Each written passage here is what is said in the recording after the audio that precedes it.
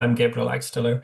I'm a learning facilitator with Tempera Social Pedagogy, and we are part of the Human Learning Systems collaborative, have been for the last 5 years or so, and are really delighted to kind of make connections with human learning systems, help people center relationships, focus more on learning, and creating systems that are more inclusive and more purpose-driven. So I'm really excited about being here today and sharing a little bit with you all about human learning systems in order to find out a little bit more about sort of where you're kind of coming from with regards to human learning systems and why it might be relevant for yourselves. I'd like to invite you to have a look at this image of a pirate ship, and to invite you to go to menti.com. I will also just post the link to that here in the chat. If you're on a smartphone, you can just scan the QR code, or you can click on this link here in the chat and go to menti.com and then just kind of click on the image. You can zoom in with your hand if you're on a phone, and just kind of, yeah, put yourself somewhere on that image of the pirate ship there, depending on where you are in relation to human learning systems. So maybe you're the person flying the kite, or the person looking out for opportunities, or just about hanging on, or whatever it is, whoever you're. Maybe you're the shark in the water there, or the person firing the um, the the um, the cannon there. Hopefully you're not number 18 drowning or shouting for help. But we will find out where you're at with regards to human learning systems. I can see the first few responses coming in there as well. I'll share that with you guys as well, so that you can see that, how that looks. Menti. So, very curious to find out a little bit more about helping you to reflect on what's your role in relation to human learning systems. Where might you be coming at it, from which position? So we have quite a few people there kind of mopping the deck.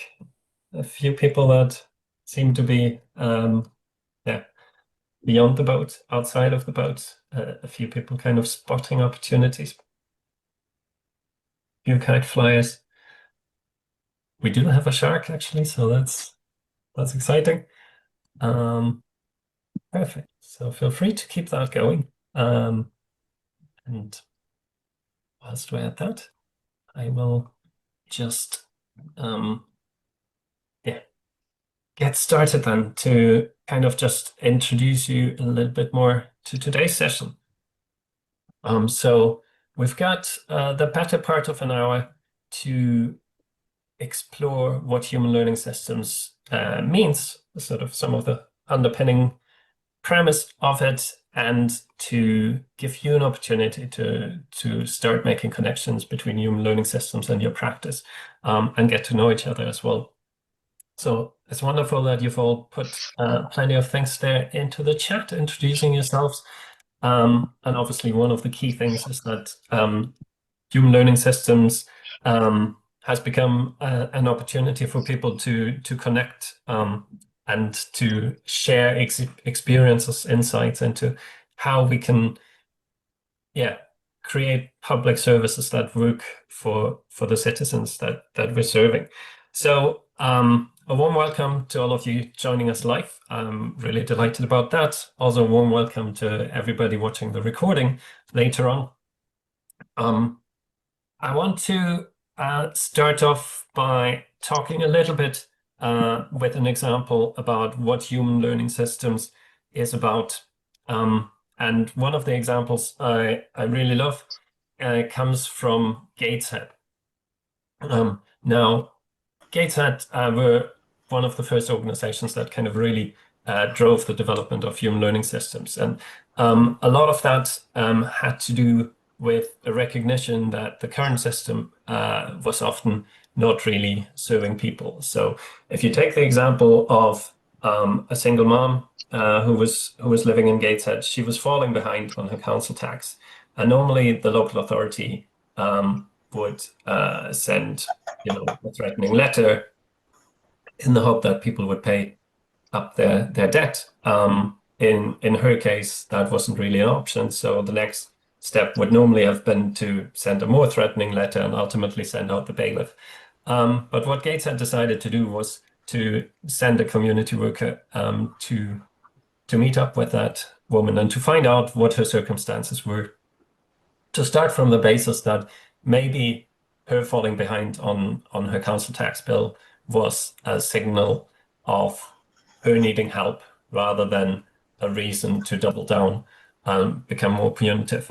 And what they found through that conversation was that she was struggling. She was struggling with her mental health. She was struggling at work. She was struggling to provide childcare for her son because things were really tricky with her neighbor, who was kind of violent, very verbally abusive, and intimidating, threatening. So the lady's mother, who had normally come around to, support her grandson, during the time when Juliet, the lady from this example, had to go to work, Juliet's mom was no longer willing to come to cover the childcare. And so Juliet had to give up some of the working hours that she had previously worked, and therefore fallen behind on her council tax bill. Now, because Juliet lived in supported accommodation, council flat, normally it would not have been an option to move her into a different council flat. But in this case, together with the worker, they decided that that was the best thing to do, the best option. And so they made it possible. They kind of suspended the normal way in which the system worked, and found her a new council flat. And as a result of that, things really transformed for Juliet and her son. Her son was suddenly much closer to the school that he went to. Juliet herself was able to work longer hours again and therefore earn more money because her own mom was able to go and look after the son whilst Juliet was at work. And so this example, I think, shows a lot in many different ways simultaneously. So it shows that people's lives are often really complex. There's not just one thing that's going on for them, but a whole range of different issues that all affect each other. Okay, so it's not just about somebody not having enough money, for instance, in that case, but actually that also has an impact on their mental health, has an impact on the son and all the rest of it. And so we need to see the whole picture. And rather than try and force somebody's compliance and penalize them for maybe not working enough hours or falling behind on council tax or not caring enough about their children to ensure that they're wearing clean school uniform and are on school on time, we need to recognize that the world is messy and it's complex, and we need to suspend our certainty and really engage with people's real lives, really get into dialogue. And I think too often we're really trapped in a narrative that suggests that solutions are simple and linear, and that if we have great metrics and we have rigorous management structures and we promote competition between different services, then everything will be fine. But actually, it will only be fine if we stay in our little box in this way, where A leads to B and things are linear. But where we just basically close our eyes to the messiness of the real world around us.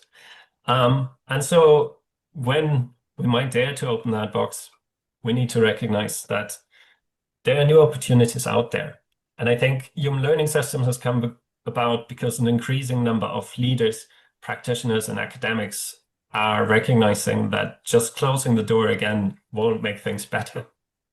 And so they've embraced the fact that the world is messy and that the world is complex, and that the best chance we have to improve people's lives is by centering public service around three aspects: around placing humans and relationships at the heart of public service, around bringing people together to learn with and from each other so that we can better understand what a complex issue looks and feels like from different perspectives.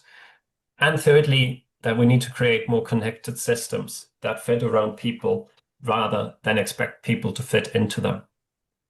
And so this is what's been articulated as human learning systems, and it's been developed from the inspiring and really radically pragmatic work of people like those in Gateshead across Scotland and elsewhere.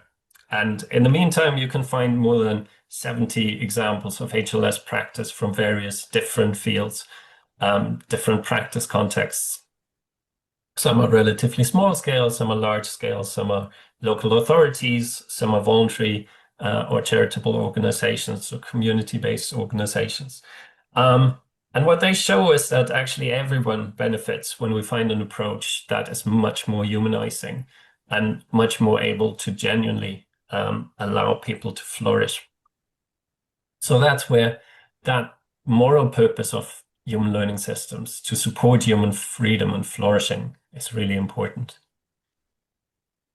So why this matters is because when we look at something like the outcome of obesity, when we really look at it, and this map comes from the Government Institute from Foresight, it is actually very complex, okay? This just has all the different factors that influence the outcome of obesity, yeah? And so thinking that as very simple, how we address obesity would be just denying that this complex interconnection between lots of different factors is going on. And of course, that doesn't even include people, their social circles, and other real life influences. And so when we zone in on this, you'll see that there's aspects that have to do with food production, with food consumption, with physiology, so people's genetics and individual psychology, how are people feeling about themselves, wider social psychological factors like the influence of social media, etc., and factors that have to do with the physical activity environment. Where do I live? How easy is it for me to get out of the house and move, and so on and so forth. So nobody can influence any one of those things. Nobody can influence all of those things. We might have some influence as an individual over a couple of these factors. As an organization, we might have influence over a couple more of these factors, but no matter who we are, no matter where we are within the picture, we won't have influence over all of those things. So we can't really force a certain outcome to just emerge. And that's important to keep in mind, and we'll come back to that later.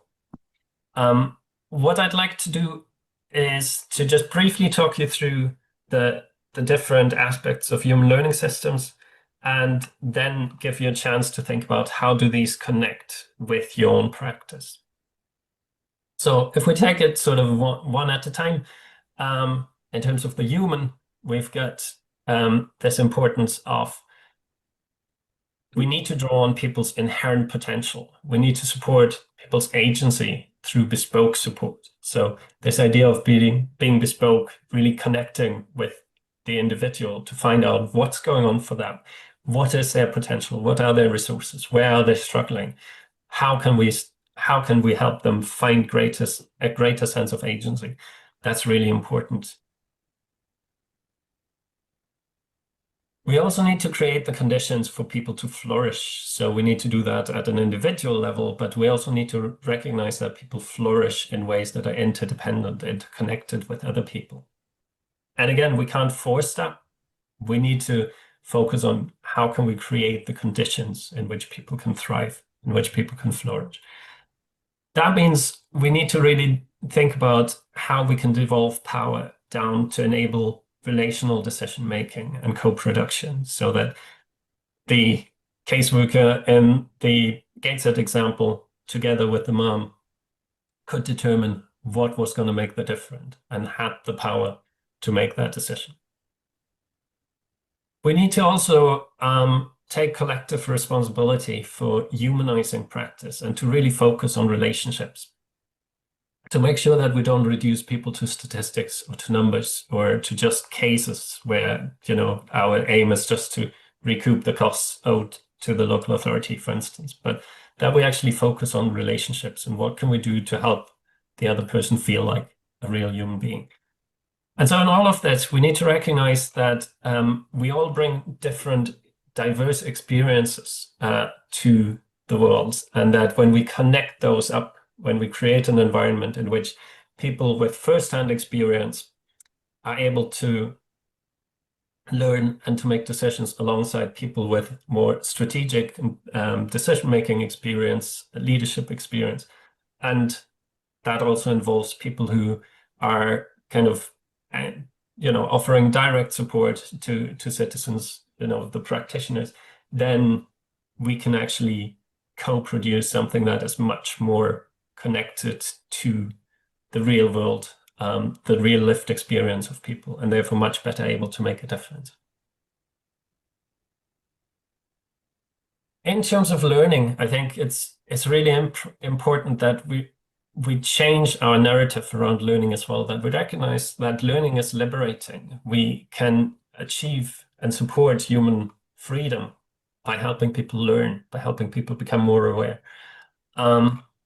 It's not a luxury, but actually when we work in complex situations, when we work with that complexity, that messiness, we gain insight and knowledge by learning together. We cannot not learn because it's essential, it's critical in order for us to find a way forward. And so we need to focus on emergent learning. We need to focus on testing things out, seeing what difference might this make, what might happen if we try that, and then learn from those different experimentations, and to connect learning up into circles, into cycles, so that we are learning across different organizational levels and across different organizational groups as well, across different professions. And so the aim is not really to replicate what we've done before, what worked previously, but in complexity, the aim is to really increase our creative possibilities, to kind of feel like we have more strategies at our disposal to try things out and see what might happen.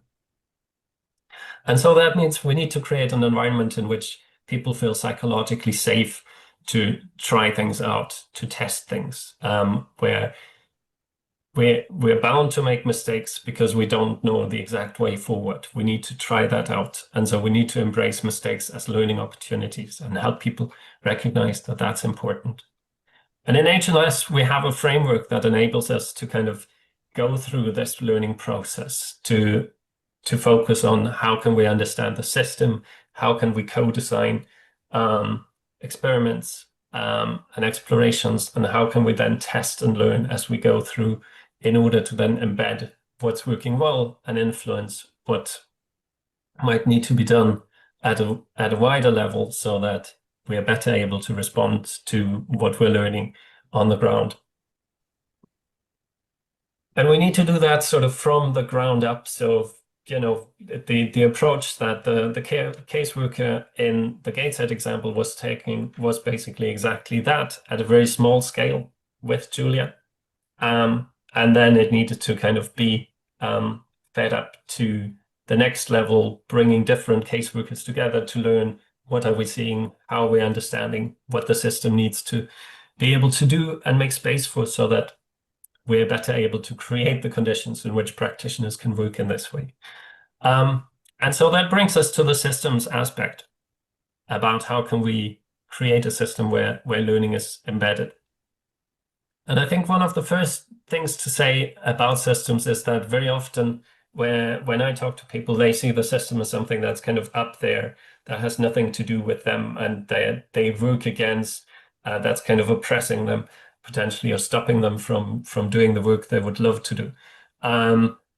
In human learning systems, we have a slightly different approach to how we understand systems, in that we need to first of all recognize that systems operate at different scales, at different levels. So we can see a person's life as a system where there's lots of different relationships that form somebody's system, lots of different factors that affect somebody's life as a system. And then at the next level is the organization. So that's kind of, our team or our service, maybe our local authority if we work within the public service. So that is a system in itself as well.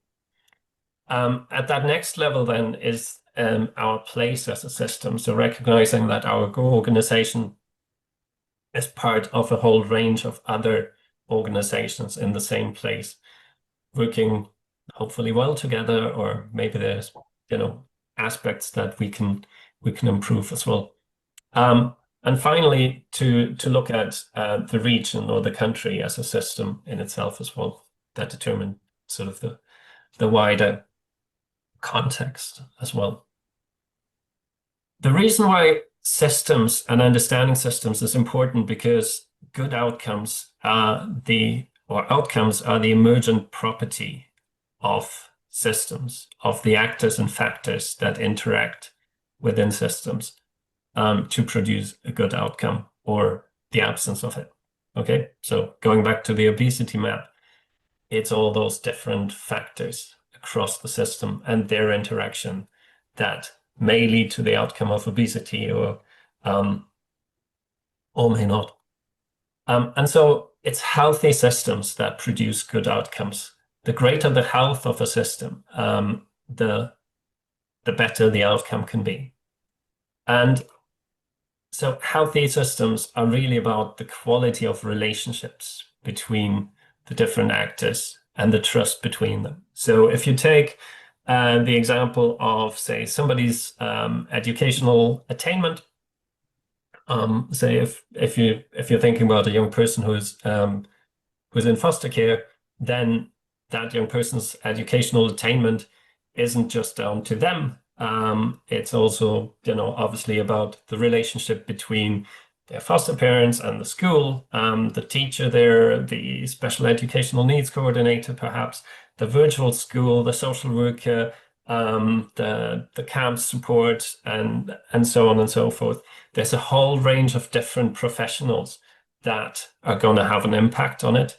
There's also, of course, that young person's family, that young person's peer group, maybe other people in the community that are going to have an impact on that young person's educational attainment. Okay, so if there's a youth gang in the area that is trying to recruit that young person, then that is going to have an impact on their educational attainment as well.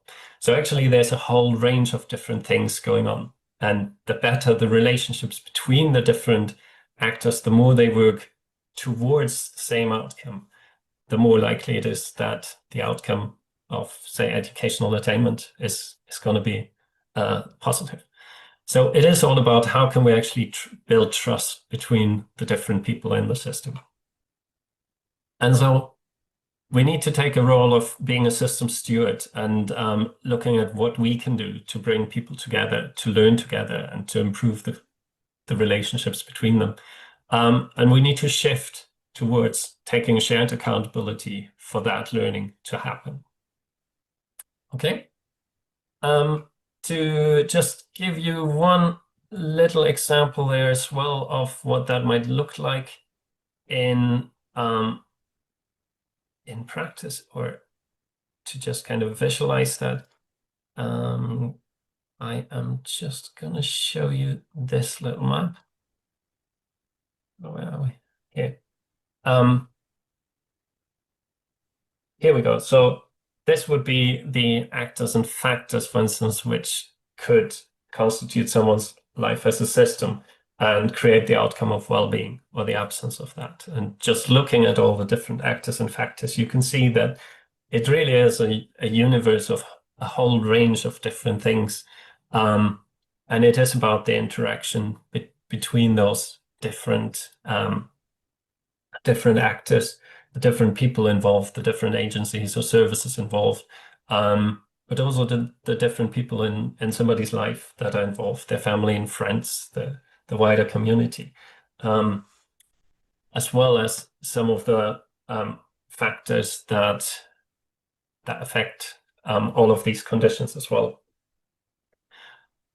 So the question then is, what can we actually do about it? And I think one of the most interesting examples of that comes again from Gateshead, where they have developed what is called the liberated method.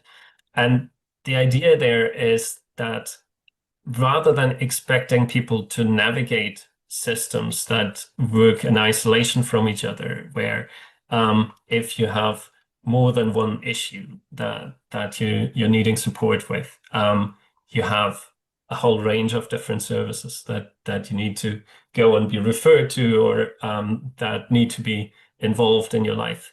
Rather than doing that, we need to actually focus on the relationship.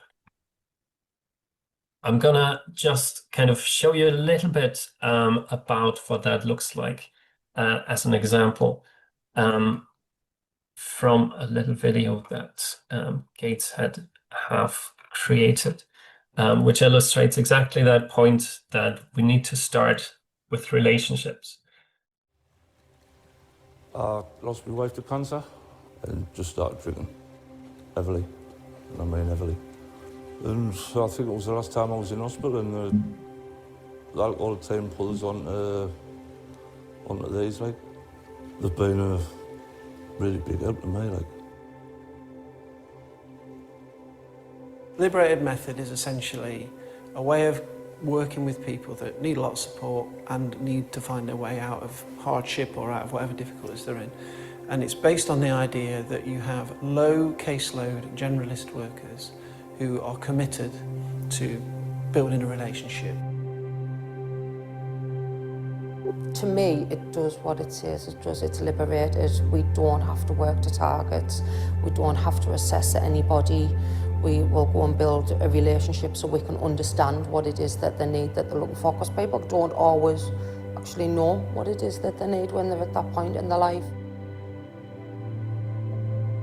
At the beginning it can be quite tricky. Kind of building the trust is a major thing. They might have had bad experiences in the past with other services, but we just keep showing up. We stay consistent. When we say we're going to do something, we do it. They would do anything, like, you know. If I needed shopping, any bills paying, anything like that, they'll come to the hospital with us, and they'll just try to give us the confidence to get out and do it, like, because I was in a really bad way, like, after losing her, like, basically wouldn't leave out sort of thing, really, you know. Because we don't have key performance indicators attached to this work, that means there's no pressure on the practitioners, so they have the time to focus on what matters to the individual, and they also have a budget to make things happen quickly in the short term, whilst they establish some stability in regards to things like finance and maximising income. And I think those two things are significant differences in terms of the liberated method and traditional statutory or commission services. Like, obviously, with their help and going to EA and that and stuff, I'm starting to get my life back, like, getting my confidence back. I can go places on my own. I'm in a good place at the minute, and it's a good feeling, like. The joy of this method is it's a series of rules and principles. It's not just a series of rules. So if it's nothing but rules, you can copy and just plonk it somewhere else. But because the principles are there and there's wiggle room there, so one of our principles, for example, is we're going to understand people, not assess them. But the reason it's not a rule is because by law sometimes you may have to do a particular assessment. So we can't scale it in the sense of here's the kit, off you go. But what we can say is here's a series of rules and principles, here's a bunch of learning. If you're curious, you go grow it where you are. So we want to spread it out. We don't necessarily want to scale it up. If you work with services, you stand up with services, but you work outwards from people, you don't end up with things that look like services. It looks like relationships. It looks like what things that humans are good at. And when that happens, the things that you would typically measure start to drop. But we don't go out to consume fewer resources, we go out to help people.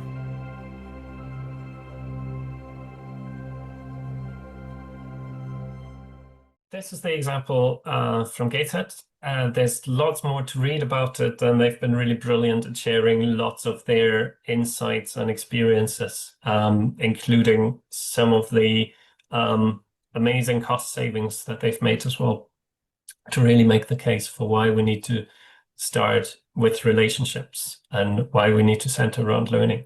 And so I want to give you an opportunity to have a bit of a conversation between each other, to talk about how do all of these principles of human learning systems connect with your own practice? Is there anything there that you feel kind of makes particular sense to you, or anything that might prompt some questions? So I'll invite you to join a breakout room with another 2 or 3 other people, and give you a chance to just focus on this question of how do these principles of HLS connect with your own practice? Anything that you've heard there that you feel really connects with your own practice. I'll give you 12 minutes, and if you're unsure who should start, maybe because you're in a group with 3 other strangers, then feel free to just go with the person whose name comes first in the alphabet. I hope you had a great conversation in your breakout rooms, got to meet plenty of interesting people, and I'm curious if there's anything from your breakout room conversation that you would like to share with us here in the plenary. If so, then feel free to just put yes in the chat if you want to share something from your conversation, ask a question or whatever, and then I'll come to the first 2 or 3 people there. Slides on how? I do have a few slides that might speak to that as well. I think I want to say the beautiful thing about working with complexity and recognizing that things are complex is that there is no one solution to that question about where do I start, how do I start. It's more about like, let's start where you feel like you have the greatest sense of agency. And sometimes that can be as small as like, let's add another question to the assessment forms that we need to fill in. So I was talking to Gary Wallace yesterday from Plymouth, who has done a lot of work, and he was talking about some of the changes that they've made in practice supporting people with drug and substance misuse issues by just adding one last question in the assessment, and do you feel any better as a result? Or just making something more personal and more relational in how we ask a question, bringing people together to learn. Again, it's sometimes about like, we ask the same questions all the time and we get the same answers. And is there something about, can we change some of the questions so that we're focused more on learning rather than just on reporting, if that makes sense? Can we do something so that we're listening to understand rather than listening to respond? That we get, like Mark Smith was saying in the video, that we get away from assessment towards understanding. So there's probably a lot of little things that we can do to just kind of start within our little pockets where we have a greater opportunity to make changes happen, and then to see where do these ripples, where do these ripples lead? Which other conversations might we have? Who else is in the system that might just be just as fed up with you? No, sorry, not as fed up with you, but as fed up as you are with new public management. And I think what the silo mentality has done is kind of it's kept us separate from other people. And the more we have these conversations across, the more we find people who share that sense of purpose that we have, who really want to make a difference, but who also feel trapped within that. So I will send you some more resources on like stuff that you can read, stuff that you can watch, case studies that give a bit more of an insight into like how might you do that within the context of your own practice, or who can you go talk to find out more? So the cool thing is that Mark Smith from Gateshead says that 80% of this work you can do by Monday. So it doesn't necessarily, we don't necessarily need to wait for a big sort of, local authority-wide endorsement of human learning systems to make changes happen. But yeah, it can be really hard to find out just where do I start. But the simple answer is really just start somewhere, and it will take you everywhere. It will take you into new places. Okay, Matt, you put yes in the chat as well, so I'm curious what you want to say. I think the two things that we drew from our conversation, we were across NHS, justice, and let's say public health. The two bits that we really focused on was bravery. So sort of leadership bravery in particular, to talk up to commissioners and tell them, we'll give you your KPIs, but also we're doing it this way. And you agreed that at the start. This is why you're commissioning us to do it. But bravery through the system of people going, actually, I am going to stand up to this one. This is the hill I die on. And proof. So thinking about like, how can you at the outset of the work, how can you make sure that you're really intentionally capturing things through theory of change and logic models, the learning element of the HLF, to say, as budgets are cut and finances are slashed and whatnot, like hold the course. We've got good reasons to believe that this is taking us in the right direction. It takes time. Those are probably the two bits I draw out from our conversation. Yes, I think, some of it definitely takes time. And then there's also these, what I think are quick wins, like the example I gave you at the very outset in Gateshead. Like the amount of money that the local authority would have spent trying to recoup the money owed by Juliet would have been enormous, would have been nowhere near the debt that she had accrued.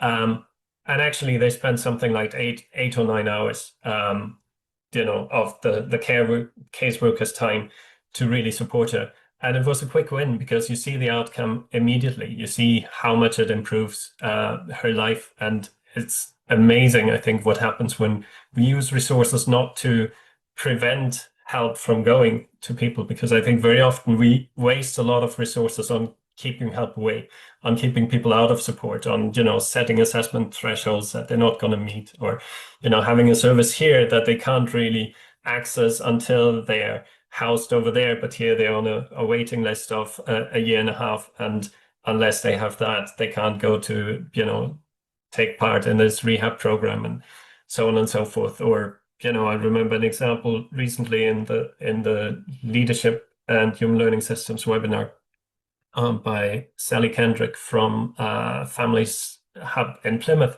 She was talking about how very often they would repeatedly give parents, sort of send them to yet another parenting program. And, when you've been asked to go to a parenting program for the 4th time, like, how's that going to make a difference, right? But that's the option they have. That's the support they can give. It doesn't really meet the need, but that's where we just waste enormous amounts of resources on not actually helping people. So there's lots of really good evidence from different organizations just how much money that can save. So I'll send you something on that as well.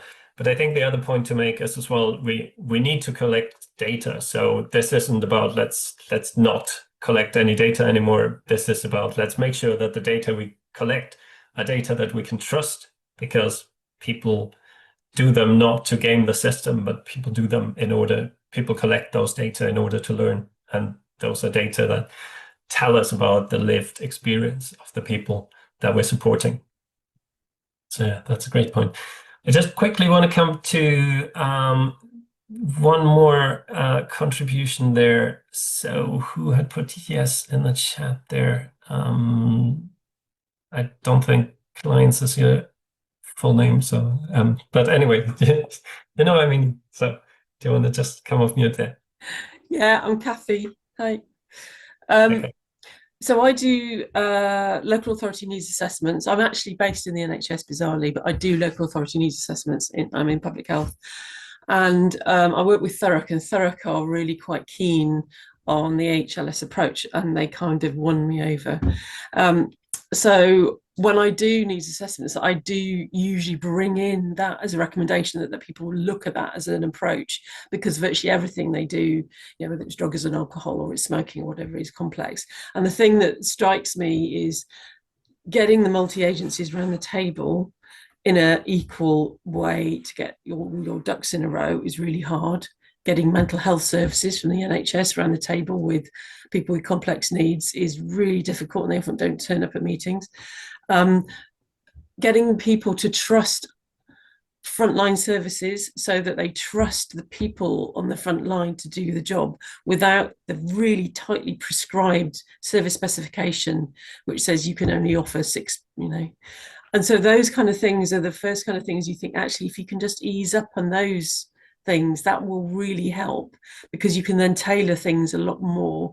And so I don't know whether that's the first thing that you do, but certainly that tightness seems to be, we really need to be tight. We don't trust you to do it. We're going to keep all the KPIs, and that's what I find is comes back to me when I'm kind of suggesting that you relax, you soften around all of this, and in that way it kind of, you just get a lot better movement.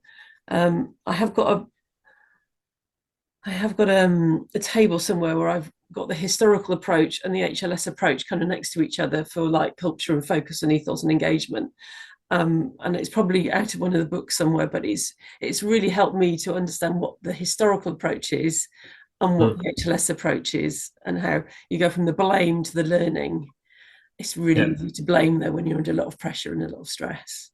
So it's almost like it's our default mechanism. So that's what we were kind of talking about, really. Great stuff.